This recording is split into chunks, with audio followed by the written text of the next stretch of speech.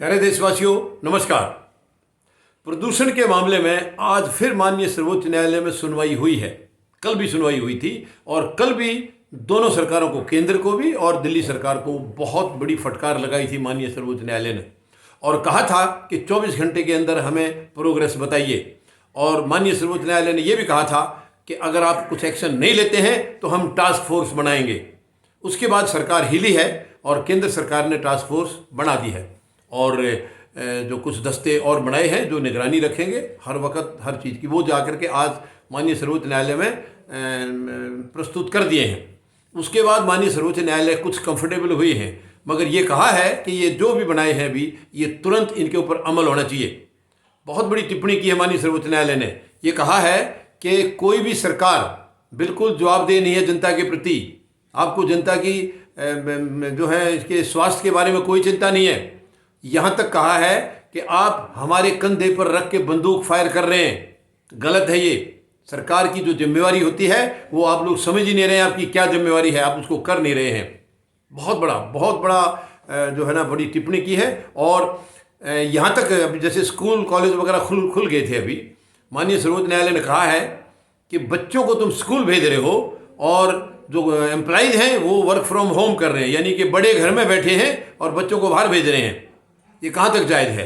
उसके बाद से तुरंत अगले आदेश तक दिल्ली के स्कूल कॉलेज और जितने इंस्टीट्यूट्स हैं वो सारे बंद कर दिए गए हैं अगले हुक्म तक, जब तक दोबारा माननीय सर्वोच्च न्यायालय से क्लियरेंस नहीं मिलेगा कि हाँ अब प्रदूषण नॉर्मल है, अब स्कूल कॉलेज खोले जा सकते हैं, इंस्टीट्यूट खोले जा सकते हैं, तब तक नहीं खुलेंगे। यानी कि बहुत गंभीर टिप्पणी है। और ऐसा हो रहा है देश में हालात, सरकारों की कोई जवाबदेही किसी चीज़ के लिए नहीं, केवल प्रदूषण नहीं, बाकी भी कोई जिम्मेवारी सरकारों की है ही नहीं। सरकारों का तो एक ऐसा रवैया हो गया इस देश में कि ये लोग पैदा हुए हैं केवल राजनीति करने के लिए, केवल ऐश और आराम करने के लिए। इनकी और कोई जिम्मेवारी नहीं, इनका और कोई काम नहीं है। आज राजनीति के अंदर एक बार कोई आ गया, उसके बाद उसकी पीढ़ी दर पीढ़ी उसी की आगे चलती रहेंगी, रिश्तेदारी वगैरह। बहुत शर्म की बात है, दुख की बात है। ये नहीं होने दिया जाएगा, किसी हालत में ये नहीं होने दिया जाएगा। हर आदमी का हक है। राजनीति में 140 करोड़ लोगों में से कोई भी आ सकता है। ये गुंडागर्दी और बदमाशी की राजनीति खत्म करनी होगी। इसी की वजह से आज कहीं भी जिम्मेवारियां नहीं हो रही हैं। कोई भी सरकार जिम्मेवारी नहीं निभाती है, क्योंकि उनको पहले चुनने के लिए सबसे बड़ी धांधलेबाजी करते हैं, गलत कैंडिडेट को लाते हैं, गलत सलत पैसा लगाते हैं और वो चुनने के बाद उसी कुर्सी को बचाने के लिए 5 साल निकाल देते हैं। तो ये केवल कुर्सी का खेल है।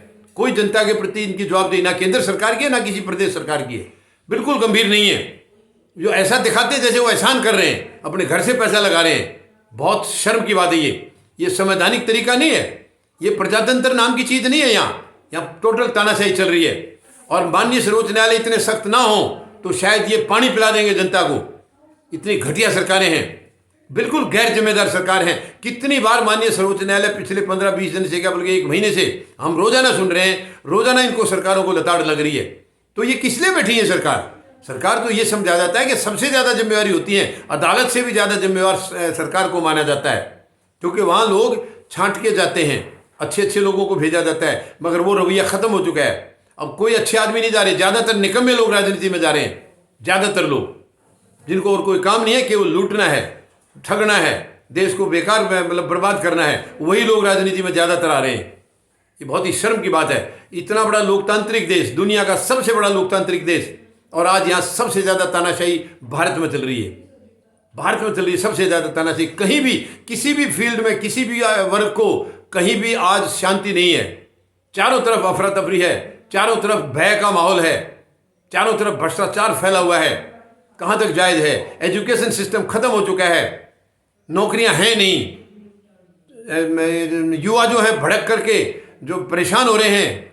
यानी उसको पहली बात तो पढ़ाई का भट्ठा बैठा दिया है, जो भी पढ़ाई उन्होंने की है तो उनको नौकरियां नहीं मिल रही हैं, वो पैरों पर नहीं खड़े हो पा रहे हैं। तो आज पूरे देश के अंदर ये गुंडागर्दी और बदमाशी का माहौल और बढ़ता जा रहा है, क्योंकि ये लूट खसोट में बच्चे जाने लग गए हैं। उनको जब काम नहीं है तो वो क्या करेंगे? भूखे मरते क्या नहीं करेंगे फिर? तो ये बहुत ही शर्म की बात है सरकारों के लिए। और माननीय सर्वोच्च न्यायालय की इतनी बड़ी फटकार लगने के बाद भी इन्हें कोई ज्ञान नहीं है। कोई जो ये शायद यही समझते हैं कि बोलते रहेंगे क्या फ़र्क पड़ता है तुम्हें, तुम तो बॉस हो, सुपर बॉस हो, तुम्हारे खिलाफ शायद कोई एक्शन होगा ही नहीं, क्योंकि ये कानून से भी बड़े समझते हैं अपने आप को, देश से बड़े समझते हैं। देश की जनता से बड़े मानते हैं अपने आप को, इसलिए इनके लिए कोई शायद देश का कोई कानून लागू नहीं है।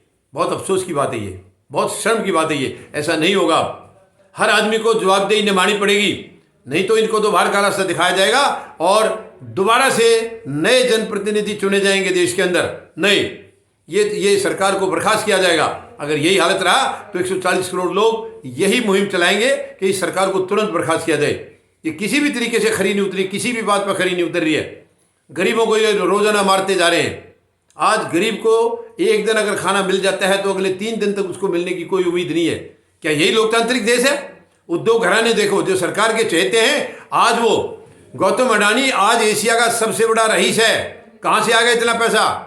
इनकी क्या हालत थी, इनका बैकग्राउंड सब दुनिया जानती है। जब वर्तमान प्रधानमंत्री जब मुख्यमंत्री होते थे उस वक्त उनके पास क्या था? सब इन्हीं की मिली भगत से उन्होंने कमाया है। मिली भगत से कमाया है। ये लूटने लग रहे हैं अब देश को, दोनों मिलकर के। 3 उद्योग घराने और 2 गुजराती यहाँ बैठे हैं, प्रधानमंत्री महोदय और गृह मंत्री। ये पांचों आज देश को लूट रहे हैं दोनों हाथों से।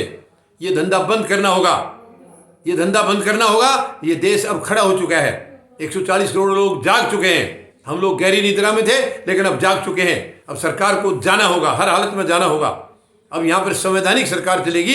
ये गैर जिम्मेदारी की सरकार यहाँ देश में नहीं चलेगी। कोई जगह नहीं है ऐसे लोगों के लिए, ऐसे लोगों के लिए कोई जगह नहीं है। 140 करोड़ लोग अब ये निश्चय कर चुके हैं कि इस सरकार को बाहर का रास्ता दिखा के एक संवैधानिक तरीके से एक लोकतांत्रिक सरकार का गठन होगा। धन्यवाद। जय जवान, जय किसान, जय हिंद।